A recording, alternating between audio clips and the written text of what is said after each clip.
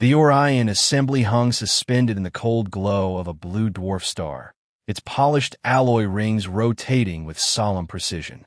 Within its grand chamber, alien delegates shimmered in colors and forms impossible to categorize, some crystalline, others fluid or serpentine, each representing worlds older and richer than Earth could yet imagine. They spoke in overlapping tones of light and resonance, weaving diplomacy into a performance of superiority. And at the center of their galaxy-spanning arrogance stood a single human, stiff in her formal Navy uniform, her breath slow and measured in the artificial gravity. Ambassador Elena Brooks knew she was being laughed at long before the sound began. The laughter wasn't cruel at first, merely indulgent, as though she were a clever pet trying to mimic speech. When she spoke of humanity's progress, terraforming efforts, peaceful space initiatives, survival despite scarcity, some delegates rippled with amusement. One of them, a towering avian creature from the Valoran Dominion, tilted its radiant crest and said, "Your kind aims with sticks and tubes. We manipulate light itself. You asked to sit among us as equals." The translation drones conveyed the words perfectly, but the contempt required no translation. Elena straightened. "We may not have your technology," she said, voice calm, "but we have something that no machine can replicate: adaptability. When your drones fail, when your systems freeze, humans improvise." The avian's beak clicked. Improvisation is the virtue of the clumsy. Laughter rolled through the chamber, amplified by echoing domes of crystal. Elena's throat tightened, but she forced herself to stand taller. The chair of the council, a being woven of translucent fibers, regarded her with detached curiosity. "Ambassador Brooks of Earth," it said, "your species will remain on probationary status. Return when your world learns coordination worthy of the stars." The final decree carried the weight of an empire. Elena bowed, formal and silent, but the flicker in her eyes betrayed something sharper than shame. As the chamber lights dimmed, she noticed the alien aides turning their gazes away, not out of cruelty, but irrelevance. To them, humanity was already dismissed. Later, in the quiet of her transport vessel, she sat alone by the viewport, watching the endless scatter of stars blur into streaks. Her reflection floated over the void, a face lined with determination, not defeat. A message draft blinked open on her console. She hesitated only once before recording. "To the Earth Defense Network," she began softly. "They call us Clumsy. They've never seen what clumsy looks like under pressure." She sent it before doubt could catch up. Half a galaxy away, on a frozen wasteland designated Tundra 9, Sergeant Marcus Hale squinted through the scope of his rifle. Snow hissed across the rocks, biting through the seals of his exo-armor. His world had narrowed to the glint of metal in his sight line and the rhythmic pattern of his breathing. The target drone, a dull gray silhouette 2 kilometers away, flickered in and out of visibility as the wind shifted. He adjusted by instinct, not calculation. Wind speed, trajectory, temperature. He read them through the hum in his bones. When he finally squeezed the trigger, the suppressed crack of the shot vanished into the storm. The drone's core burst a heartbeat later. Hale exhaled, a thin vapor escaping through his mask. A voice crackled in his earpiece. "That's another impossible hit, Ghost. You try to make the rest of us look bad." "Just making sure I still can," Hale replied. He stood, brushing frost from his rifle. The patch on his shoulder, faded, Earth's old flag, was almost indistinguishable from the snow. In the distance, automated listening posts picked up fragments of alien broadcasts. Council delegates ridiculing humanity's primitive tactics. Commentators joking about humans missing their own shadows. Hale listened, expression unreadable. Then he switched off the receiver and started back toward camp, boots crunching against the ice. Inside his bunker, dim lights flickered against walls lined with weapon cases and outdated equipment. He lowered himself into a chair, poured lukewarm coffee from a dented thermos, and stared at the rifle on the table. Every alien civilization he'd read about had spent millennia perfecting technology that removed error. Humans, by contrast, had built their strength on error, trial, failure, and the stubborn refusal to quit. He glanced at the message notification blinking on his wrist display.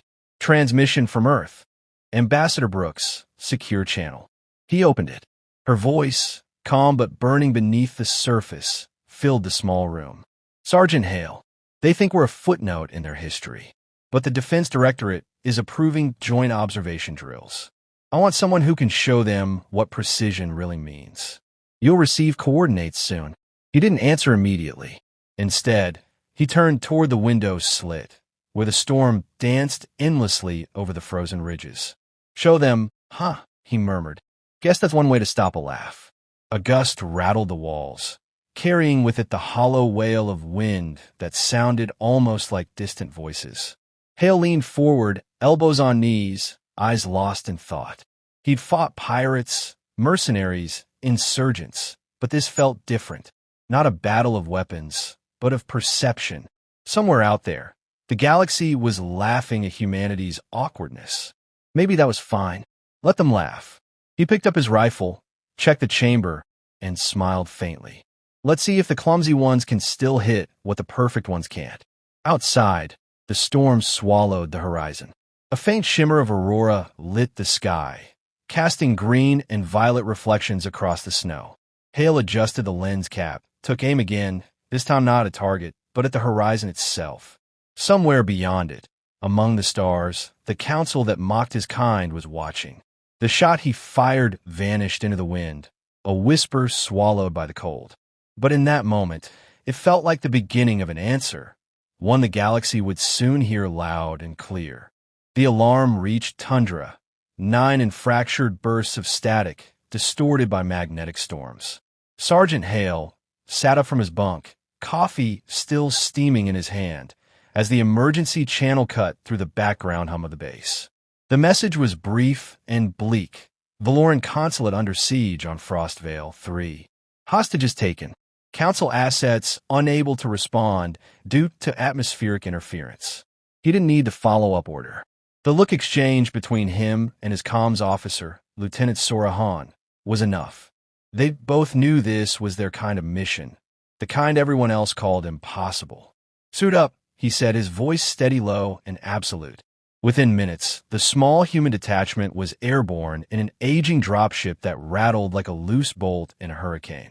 The Council had long abandoned Frostvale 3 to its storms, but humans thrived where logic faltered. Hale's team moved with practiced precision, each of them trained to rely on instinct where sensors failed. Outside the reinforced windows, lightning crawled through the clouds like veins of liquid fire. Sora monitored the navigation console, her eyes flicking between dim screens, struggling to keep connection. Storms thickening. No drone support, no satellite locks. We'll be blind once we enter the lower atmosphere, she reported. Hale leaned forward, strapping his rifle across his chest. Good. They won't see us coming either. The alien chatter intercepted through Council relays confirmed what he already suspected. The Valoran guards were pinned, their superior plasma rifles useless in the interference. The raiders, scavengers bred for harsh climates, had adapted well. They used magnetic blades, crude but effective, and they knew the terrain. It wasn't technology that would decide this fight. It was endurance. As the dropship descended, Hale reviewed his gear. The rifle gleamed under the dim cabin light, every component meticulously checked by hand. No energy cells, no fancy optics, just tungsten rounds and a scope calibrated through muscle memory. His breathing steadied. He had learned long ago that in storms like this, calm was a weapon sharper than any bullet. The ship shuddered as it broke through the cloud cover, buffeted by winds that would have torn lighter crafts apart. Sora gritted her teeth, forcing the manual controls. LZ's a kilometer west of the consulate ruins, she said. That's as close as I can take us. Close enough, Hale replied, unstrapping. The rear hatch opened to reveal a blinding wall of snow and wind. He stepped into it without hesitation, the storm swallowing him whole. The ground crunched beneath heavy boots. The world had shrunk to shades of white and gray, the horizon invisible, the air thick with static. Hale's visor displayed only fragments of data, constantly flickering. His squad formed a staggered line behind him, their silhouettes ghost-like against the storm. They moved in silence. Visibility was barely 5 meters, but Hale could feel direction through intuition alone. Every gust of wind carried information: the slope of the terrain, the rhythm of movement in the distance, the faint metallic tang of alien weapons firing. Somewhere ahead, the Valorans were dying, their so-called perfection rendered useless by weather that didn't care about hierarchy. The first body appeared half buried in snow, armor split open, plasma rifle frozen mid-cycle. Hale knelt, brushing frost from the insignia. The Valoran's eyes were still open, clouded by frost. He closed them gently, whispering to no one in particular. "Not your fault. You weren't built for this." The comms crackled. Sora's voice, faint but clear. "Scanners show heat signatures. 30 meters ahead, clustered. Must be the hostages." Hale's pulse slowed instead of quickening. He signaled the team to hold position and crawled forward on his belly, rifle tucked tight. The snow muffled every movement, every breath. Through the blinding gale, he spotted them. 2 Valoran officials tied near a collapsed tower, surrounded by 7 raiders. They wore ragged armor that looked scavenged from different worlds, movements efficient and predatory. Hale's scope flickered, static crawling across the lens. He wiped it with a gloved thumb, exhaled and focused. The leader stood out immediately, taller, thicker carapace, giving orders through gestures rather than speech. The storm was his ally. No weapon relying on energy could function cleanly in this interference. That was why Hale's ancient rifle mattered. He adjusted for wind, the kind of calculation no AI could handle amid chaotic magnetic shifts. His mind mapped the bullet's invisible journey through the storm: trajectory, density, delay. He wasn't thinking of equations, but of rhythm, like timing a heartbeat. The shot was more intuition than science. Behind him, one of his soldiers whispered, "Sir, we could wait for the storm to pass." "It'll pass over them first," Hale murmured. "And when it does, they'll start killing." He steadied his rifle on a rock, fingers flexing to test the trigger's resistance. The sound of his breathing filled his ears, slow and even. For a moment, there was no storm, no galaxy, no council, just a line, a target, and inevitability. He fired. The recoil nudged his shoulder, gentle as a sigh. The sound of impact came seconds later, a dull, wet crack. The raider leader jerked back, collapsing into the snow without a word. The others hesitated, scanning the horizon for a threat they couldn't see. In that hesitation, Hale's team opened fire, short bursts, efficient and merciless. Within minutes, the site was silent except for the howling wind. He approached the hostages carefully, cutting their restraints. One of them, shivering violently, stared at him through slitted eyes. "You humans," it stammered, disbelief mixing with relief. "How did you?" "Ballistics," Hale interrupted, offering a thermal blanket. "Old trick. Works fine in the cold." Sora's voice came over the comms, strained but triumphant. "Extraction ship inbound. Council's got a live feed. They're watching Marcus." He didn't look at the camera drone hovering nearby, its lens barely functional in the storm. "Let them watch," he said quietly. "Maybe they'll learn something." As the hostages were lifted toward the hovering dropship, Hale stood alone for a moment, the snow already covering the fallen raiders. The wind carried fragments of the council's distant chatter, confusion, disbelief, reluctant admiration. He stared into the white void, rifle resting against his shoulder. "They called us clumsy," he muttered, almost smiling. "Guess we just stumble in the right direction." Lightning tore through the clouds above, painting the snowfield in harsh blue light. He turned back toward the dropship, leaving behind nothing but footprints already fading into the storm. The galaxy was starting to notice. The footage of Frostvale, 3 played across every holoscreen in the Orion assembly, slowed and magnified until even the most skeptical delegates could see the truth. A single human shot, a metal slug propelled by chemical reaction, had pierced the heart of the storm and ended a battle their precision technology couldn't even begin to measure. The room that once roared with laughter was now silent. No one dared mock the primitive anymore. The Valoran ambassador, the same one who had called humans clumsy, sat frozen, his luminous crest dimmed with unease. Around him, whispers rippled like distant thunder. Ambassador Elena Brooks stood in the center of the chamber again, this time unaccompanied by humiliation. The holographic replay hovered above her, Sergeant Hale's silhouette in the blizzard, a ghost of iron will and perfect stillness. The council chair's voice trembled through the still air. Ambassador Brooks, our analysts confirm this was no automated act. There was no AI correction, no targeting software, no predictive algorithm. Its many eyes pulsed faintly as it added, "How did he calculate the shot?" Elena folded her hands, calm as ever. "He didn't calculate it," she said. "He felt it." The words unsettled them. Feeling was not a concept they trusted. Machines calculated. Species refined by millennia of design obeyed precision. Yet here stood a representative of a chaotic planet who claimed that instinct, not logic, had prevailed where perfection had failed. The Valoran ambassador rose, his voice brittle. "One act of fortune does not redefine a species. We cannot assume." "It wasn't fortune," Elena interrupted quietly. "It was humanity distilled. We adapt faster than any machine because we're flawed. Every error we make teaches us how to survive the next." She looked around the room, meeting each alien gaze without flinching. "You evolved in comfort. We evolved in conflict." For a moment, the chamber lights flickered as though the station itself hesitated to process her words. Then the council chair spoke again. "Your Sergeant Hale demonstrated a skill unmatched by any known combatant. The council recognizes this. Earth is to be reclassified as a strategic defense partner, effective immediately." There was no applause, only the hum of acknowledgement, an uneasy respect born not of admiration, but fear. Elena inclined her head. "We'll accept the partnership," she said, "and we'll earn it, as we always do."